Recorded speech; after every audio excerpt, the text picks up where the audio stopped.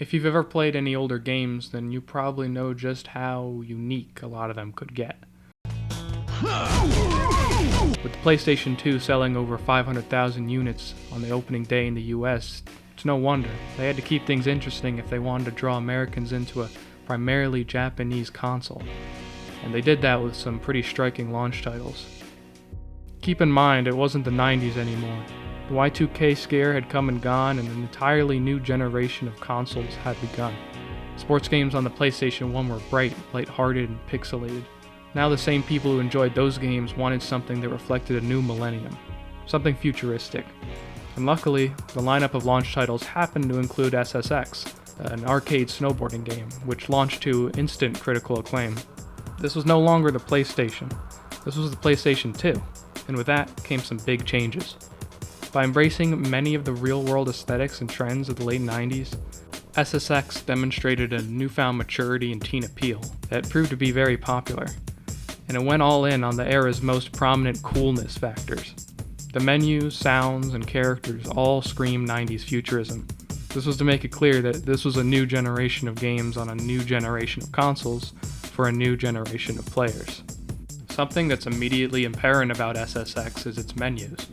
The backgrounds are dark voids filled with all sorts of abstract, shiny 3D shapes. It's mysterious and alien.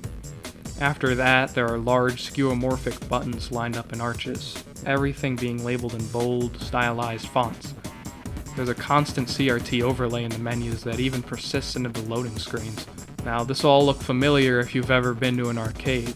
These aren't interface trends carried over from the original PlayStation. Instead, it's designed almost like the screen of an arcade racing cabinet.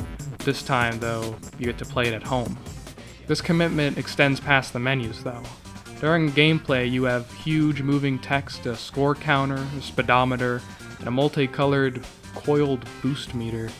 Like a real-life arcade cabinet, it's attempting to be as in-your-face as possible, all in order to be as exciting as if you were really there in the arcades. Remember, this is what snowboarding games looked like just a few years ago. So this was a pretty big step up in emulating the arcade experience. Another obvious reach towards futurism in SSX is its soundscape. Let's rewind to the beginning. Listen to what happens when you select absolutely anything in the menus.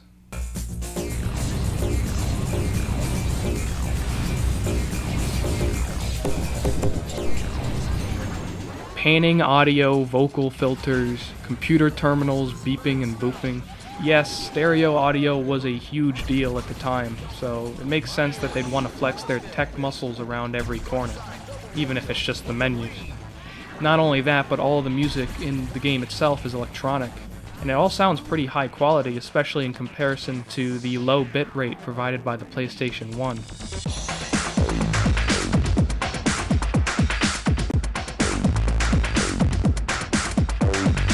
This also includes the game's licensed soundtrack.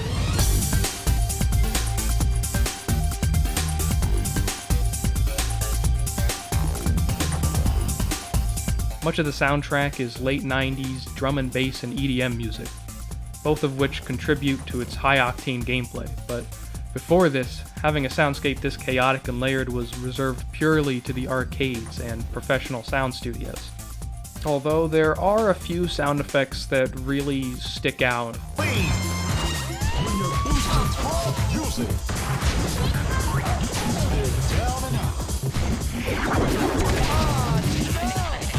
With so many of SSX's visuals and sound design choices being so representative of 90s arcade racing cabinets, it easily could have stopped there with its attempts at 90s futurism. However, the developers took things a step further with their designs of the playable cast of characters.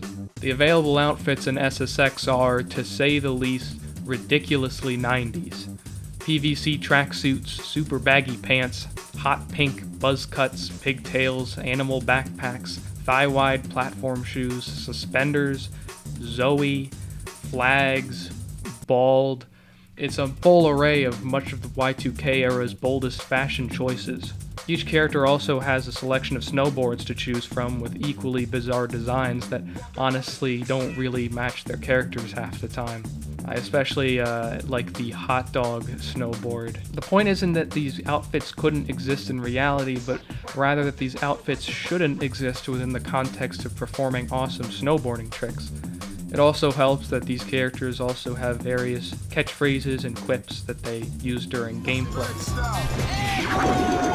and in the menus. Girls, kick butt. This is specifically what makes them such over-the-top caricatures of late 90s fashion and culture.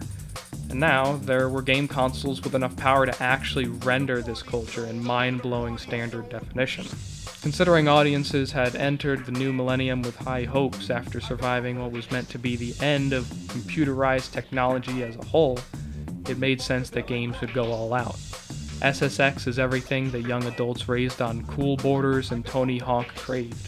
More futuristic interfaces, darker and larger worlds, flashy numbers and effects, electronic soundtrack with actually decent audio quality, stereo sound design, and a stylish and edgy cast of detailed characters. I've yet to play something that's more of a time capsule of the early 2000s optimism for the future of technology, both for better and for worse.